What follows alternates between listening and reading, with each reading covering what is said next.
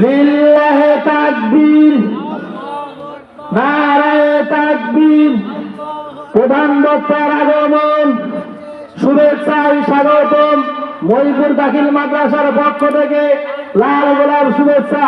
আজকের মাহফিলের প্রধান বক্তা, প্রধান আকর্ষণ, উত্তরবঙ্গের আলোড়ন সৃষ্টিকারী আমাদের মাতার সাহেব হযরত মাওলানা মুফতি বজলুর রশিদ মিয়া।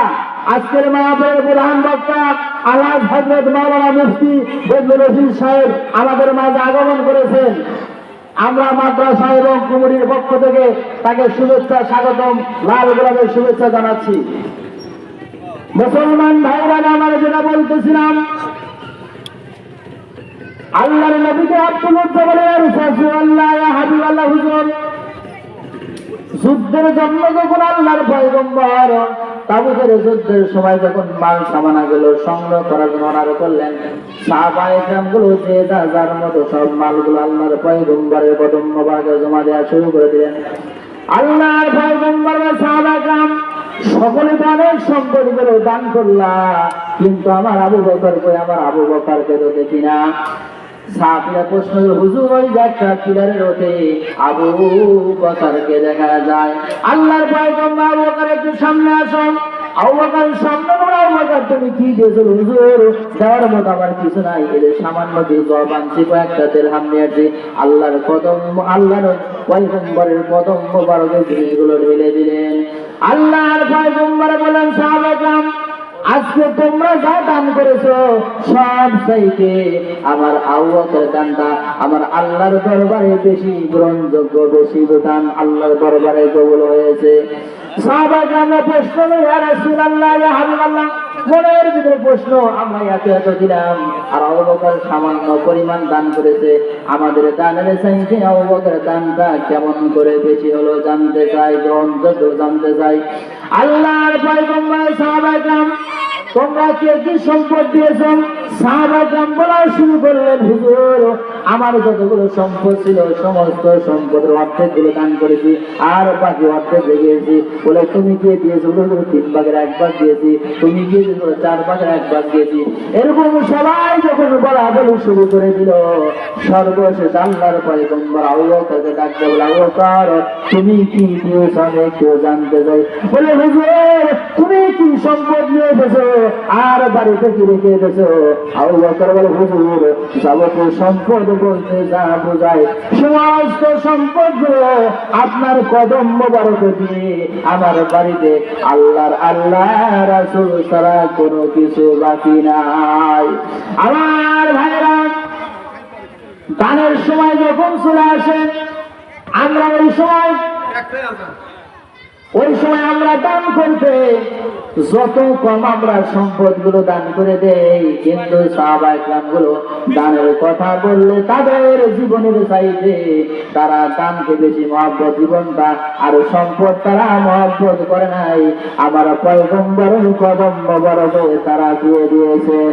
আমার ভাইরা, তাবুকের যুদ্ধের সময় যখন সাহাবায়ে কেরাম প্রস্তুত হয়ে গেলেন, আল্লাহর পয়গম্বরের কাছে গিয়ে আব্দুল্লাহ বলে, হুজুর আমাকে জন্য একটু দোয়া করেন, আমি যেন যুদ্ধে শহীদ হতে পারি। এরপর আব্দুল্লাহর পয়গম্বর, আব্দুল্লাহ রে একটা গাছের বাকল নিয়ে এসো। আব্দুল্লাহ যখন একটা বাকল নিয়ে আসলেন, আসার সঙ্গে সঙ্গে আল্লাহর পয়গম্বর পড়ে যেয়ে বলেন, আল্লাহ আর তুমি বল আল্লাহ আর আব্দুল্লাহর জন্য তারপরে মুশরিকদের রক্তগুলো হারাম করে দিলাম।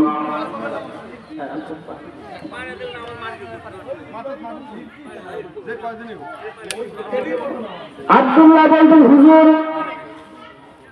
আমি চাইলাম যুদ্ধের ময়দানে শহীদ হব, কিন্তু আপনি কেন আমার জন্য উল্টা দোয়া করলেন? আল্লাহর পয়গম্বর, আব্দুল্লাহ রে তুমি যদি জোরে মারা যাও আল্লাহ রব্বুল আলামিন তোমাকে শহীদের মর্যাদা দিয়ে দেবে, বলেন না সুবহানাল্লাহ।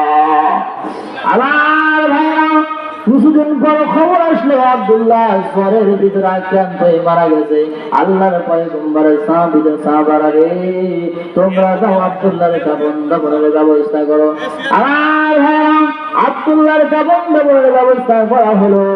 আব্দুল্লাহকে কবরের ভিতরে শুয়ে দিয়া আল্লাহর পয়গম্বর কবরে পানি দেওয়ার পরে দুই হাত দিয়া কবরটার উপরে এরকম হাত দিয়ে আল্লাহর কাছে দেখে দোয়া করে, আল্লাহ গো, ও আল্লাহ, আমি সন্ধ্যা পর্যন্ত আব্দুল্লাহর উপর রাজি ছিলাম, আল্লাহ গো তুমি আব্দুল্লাহর উপর রাজি হয়ে যাও। আমার আব্দুল্লাহ ইবনে মাসউদ রাদিয়াল্লাহু তাআলা আনহু কবরের পাশে দাঁড়িয়েছিলেন, চিৎকার দেবেন, আল্লাহ, আজকে আব্দুল্লাহর লাশটা না হয়ে যদি আমি আব্দুল্লাহ ইবনে মাসউদের লাশটা হতো, আমি কতই ধন্য হয়ে যাইতাম। মুসলমান ভাইরা আমার, এই জন্য মাদ্রাসার মাহফিল, মাদ্রাসায় যারা ছাত্রগুলো দিয়েছেন, যারা পড়াশোনা করে করেছে, কোরআনুল কারীমের যারা পড়াশোনা করেছে, আল্লাহর নবীর হাদিস তারা হলো ভালো মানুষ, যারা দুনিয়াতে এলেন কোরআনুল কারীম শিক্ষা করে, অপরকে শিক্ষা দেয়, তারা হলো সবচাইতে বেশি ভালো মানুষ। মুসলমান ভাইরা আমার, এক একটা অক্ষর যখন বান্দা কোরআনুল কারীমের তেলাওয়াত করে, সঙ্গে সঙ্গে বান্দার আমলনামায় 10টি করে নেকি লেখা শুরু হয়ে যায়। আর আমরা এমনও কপাল পড়া কিছু মুসলমান আছি, আল্লাহর কোরআনুল কারীমের শিক্ষা পর্যন্ত আমরা করতে পারি না। যাই হোক, আজানের সময় হয়ে গেছে, ইনশাল্লাহ আজান হবে, এরপরে এখানে নামাজ হবে, এরপরে নামাজের পরে আমাদের একটা বিশেষ নামাজ হবে। নামাজের পরে আমাদের আকাঙ্ক্ষিত মেহমান, আমাদের প্রিয় বক্তা, আমাদের উস্তাদ আলহাজ মুফতি মাওলানা মোহাম্মদ বজলুল রশিদ সাহেব আমাদের মাঝে কোরআন হাদিস থেকে বক্তব্য রাখবেন। এই জন্য আমরা এলাকাবাসীদের দৃষ্টি আকর্ষণ করছি, আপনারা যে যেখানে থাকেন না কেন, সকলেই অবিলম্বে মাদ্রাসায় এসে উপস্থিত হবেন। আমাদের নামাজের পরে ধারাবাহিক আলোচনা শুরু হবে। হুজুর আমাদের মাঝে এসে পৌঁছে গেছেন। আমাদের সেই প্রধান মেহমান মুফতি বজলুল রশিদ সাহেব আমাদের মাঝে এসে উপস্থিত হয়েছেন। কাজে আপনার বাড়িতে বিভিন্ন জায়গায় ঘোরাফেরা না করে আপনি এসে বসে যাবেন ইনশাআল্লাহ। আসসালামু আলাইকুম ওয়া রাহমাতুল্লাহ।